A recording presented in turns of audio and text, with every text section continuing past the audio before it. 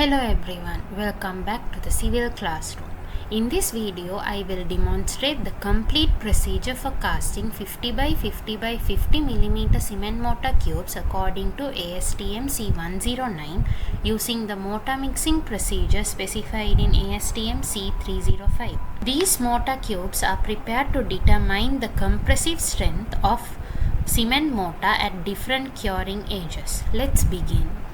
The materials required for this experiment are ordinary Portland cement, standard graded sand, clean potable water, a laboratory mortar mixer, a digital weighing balance, steel cube molds, a vibrating table or tamping rod, a steel trowel and other necessary laboratory equipment. Before starting, ensure that all equipment is clean and in good working condition. The first step is to accurately weigh the required quantity of cement according to the mix design. Accurate weighing is extremely important because even small errors can affect the strength and consistency of the mortar.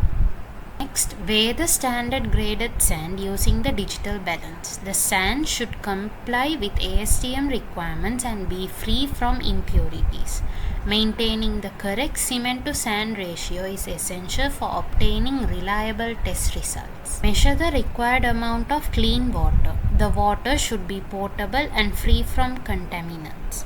The water-cement ratio must remain constant throughout the experiment to ensure consistency between specimens. Ensure that the mortar mixer is clean before use. Pour the measured water into the mixing bowl, then add the weighed cement. Start the laboratory mortar mixer at slow speed. Mix the cement and water for approximately 30 seconds. This allows the cement particles to become uniformly wetted. Gradually add the standard graded sand while the mixer continues to operate.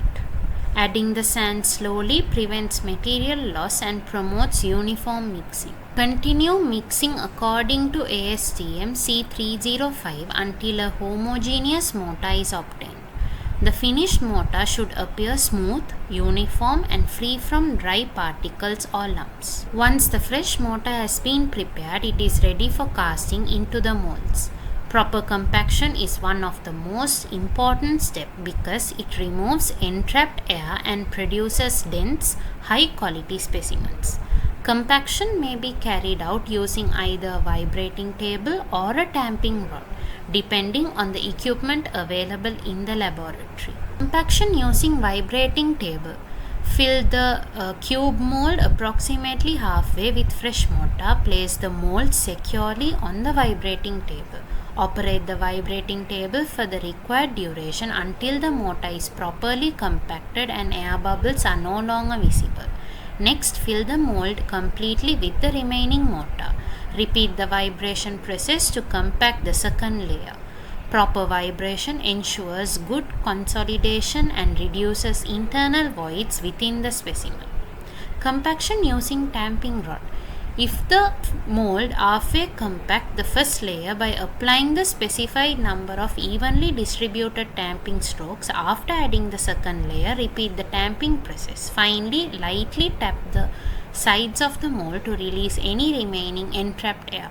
Both methods should produce dense and uniformly compacted mortar cubes. Leveling the surface. After compaction, remove the excess mortar using a steel trowel. Strike off the surface carefully until it is smooth and level with the top of the mold.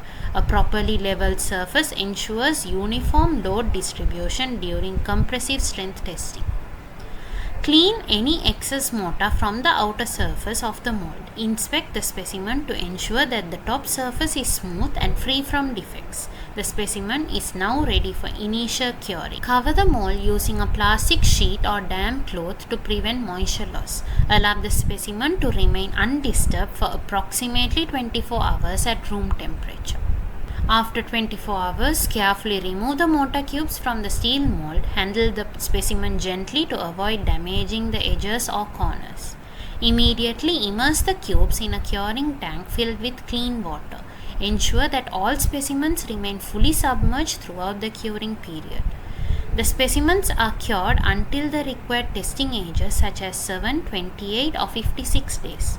Proper curing promotes cement hydration and improves the strength and durability of the mortar. Before testing, remove the specimen from the curing tank, wipe away excess surface water, measure the dimension if required, and clearly identify each specimen before placing it into the testing machine. Position the cube carefully at the center of the compression testing machine. Apply the load continuously at the specified loading rate until failure occurs. Record the maximum load carried by the specimen. The compressive strength is then calculated by dividing the maximum load by the cross-sectional area of the cube. Observe the failure patterns of the specimen. Record the maximum load, compressive strength, curing age, and any important observations. For reliable results, at least 3 specimens should be tested for each curing age, and the average compressive strength should be reported. After completing the test, clean all equipment immediately. Wash the mixer, molds, vibrating tables, trowels, and other tools before the mortar hardens. Proper maintenance extends the service life of laboratory equipment and ensures accurate future testing. This completes the procedure for casting and preparing 50 by 50 by 50 mm cement mortar cubes in accordance with ASTM C109 and ASTM C305. Thank you for watching.